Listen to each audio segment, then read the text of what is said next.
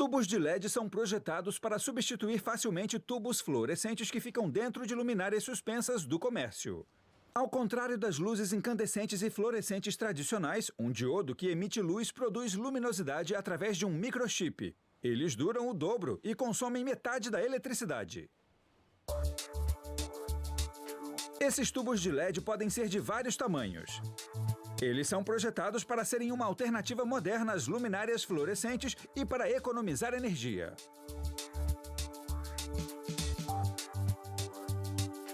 O processo de fabricação começa com a placa de circuito impresso.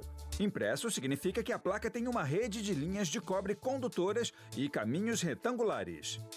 Ela é projetada para ligar eletricamente os componentes. Um técnico coloca a placa de circuito no trilho, que a leva para a primeira máquina controlada por computador da linha. A máquina cobre a placa com um stencil de metal. O stencil tem aberturas de acordo com os locais onde os componentes eletrônicos serão montados na placa. A máquina passa uma camada de uma solda feita de liga de estanho, sem LED, sobre o stencil. Isso aplica solda à placa apenas onde os componentes entram. A próxima máquina controlada por computador na linha monta o primeiro desses componentes, os diodos emissores de luz ou LEDs. Eles são compostos por um microchip coberto com fósforo químico e existem em diferentes tamanhos, cores e saídas de luz. A fábrica programa o colocador de chips da máquina para escolher os LEDs necessários no suprimento e colocá-los nos locais com solda na placa de circuito.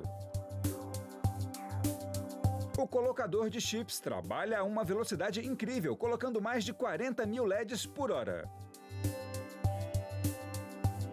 Uma câmera presa na máquina filma a placa e verifica se cada posição do LED está correta. As placas de circuitos seguem para uma terceira máquina guiada por computador para receber o próximo componente eletrônico, os terminais.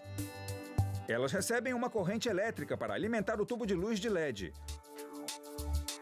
A máquina pega um terminal por vez e o coloca na placa de circuito.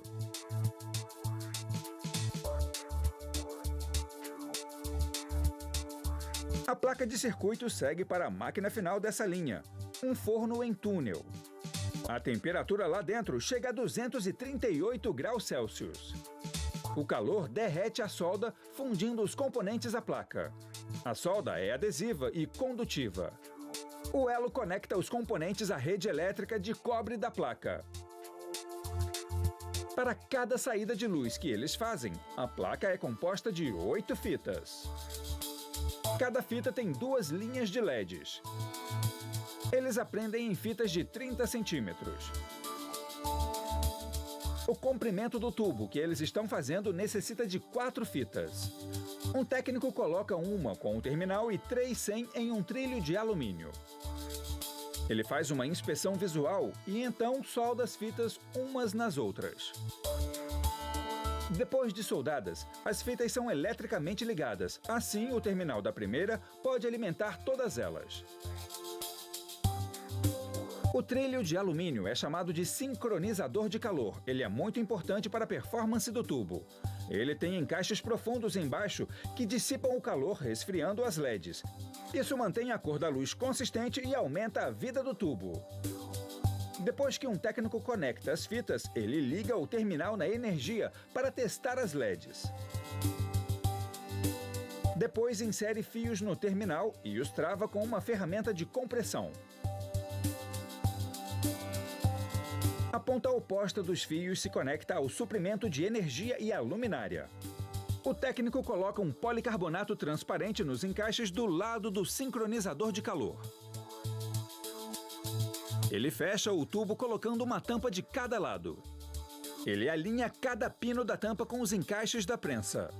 Então a prensa é ativada e isso força as tampas no tubo, prendendo-as permanentemente. A ponta com o terminal tem encaixes que permitem que os fios saiam. O tubo de luz está terminado e pronto para ser enviado. Para instalar esse tubo de LED com eficiência energética, apenas prenda os pinos nas pontas das tampas em encaixes na luminária. Então, conecte os fios ao suprimento de energia e na fiação da luminária.